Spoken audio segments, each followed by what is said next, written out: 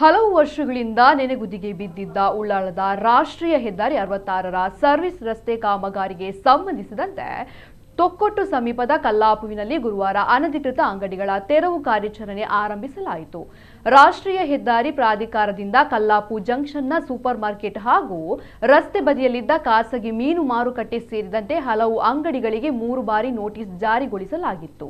ನೋಟಿಸ್ಗೆ ಸ್ಪಂದಿಸಿ ತೆರವುಗೊಳಿಸದ ಹಿನ್ನೆಲೆಯಲ್ಲಿ ಎನ್ಎಚ್ ಅಧಿಕಾರಿಗಳು ಹಾಗೂ ಪೊಲೀಸ್ ಸಿಬ್ಬಂದಿ ಸ್ಥಳಕ್ಕೆ ಆಗಮಿಸಿ ಕಾರ್ಯಾಚರಣೆ ಆರಂಭಿಸಿದರು. ಈ ವೇಳೆ ವ್ಯಾಪಾರಸ್ಥರು 1 ವಾರದ ಗಡುವು ನೀಡುವಂತೆ ಮನವಿ ಮಾಡಿದರು.